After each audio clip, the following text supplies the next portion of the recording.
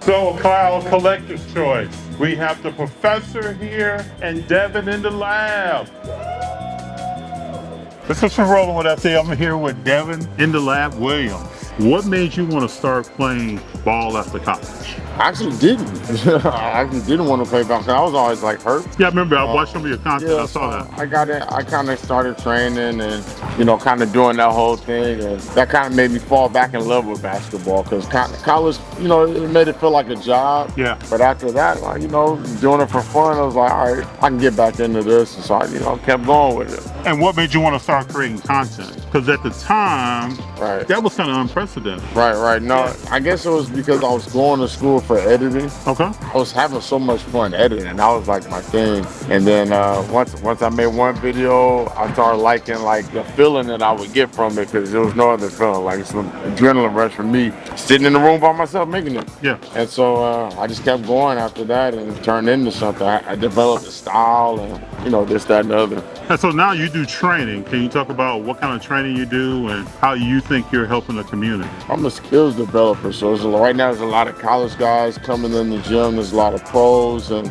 we create an environment that's conducive to just getting better. So it's not about me, everybody just training with me. It's me teaching them how to train themselves. Understood. Teaching man how to fish, Yeah. never start type of mindset. So, it's really been working. You see a lot of players are starting to get better, guys that weren't good. And so that's been my favorite thing, just keeping up with. And if you have young players watching this and there's some things that they probably want to work on, what would be some advice you would give them just off top? You start with dribbling. Dribbling is like, probably what you're going to do mostly in a basketball game for the most part. Obviously, passes, shooting. You can work on everything, but as a young player, I have a son. So, I'm creating a program where I kind of work with him and teach him, and I'm documenting it, right, and making a program off it. And the thing is that I'm learning is just you make them have fun. You always want to have fun with basketball, and then the kid will always want to come back, or you'll always say, if it feels like a job, you're not going to want to do it. So, that's like the best advice. I even have my son when he's watching TV, he's dribbling. If you want to watch, Put the work in, right? when to make it feel a little bit more natural for him. He's watching, he's dribbling, not thinking about the ball. So that's kind of been like a thing for him. And I have a lot of creative ways to teach him. Who are your some favorite players in the NBA right now, and why? Easy, Steph Curry. He's just, a lot of fun to watch. He's his own. He's actually a really good person. Got a chance to meet him one time, a few times actually, and then everybody just says good things about him. And I like good things happening to good people. And the fact that he's a 4-time champion, I feel like he's a pretty good role model, entrepreneur type guy. Like I like that. But he's definitely he's just such a unique guy. Can you talk about your experience with Kyrie Irving, how that came about, and what was that like? Me and Kyrie had a bunch of experiences together in terms of just back and forth before we even knew each other, right? So or before we even met each other. So he would just reach out to me on Twitter and just say cool things about the videos I was making. One day I went to Boston when he was at Boston, and I went to the Boston versus Golden State game, interviewed him after the game, and he was like, "Hey, ain't you that guy from YouTube?" I was like, "Yeah, yeah, that's me." And so it's funny because he was always telling me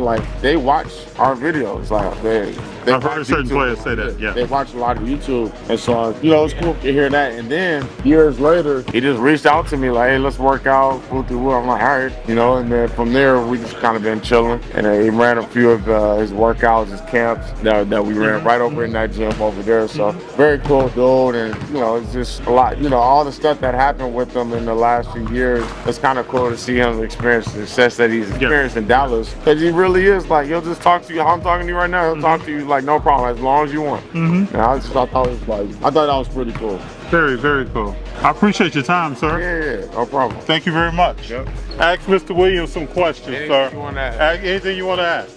I'm just so interested in the sport of street ball. Street ball? Well, he's actually a recent professional. Him and all the other N1 players. What type of basketball would you play then? I played every level. I played college. I played a little bit of pro, high school, all that. What made you so interested in basketball? What made me interested was the passion that I would see when they played, and how everybody was excited, and that made me want to get out there and be the same way. Oh, okay. What about you?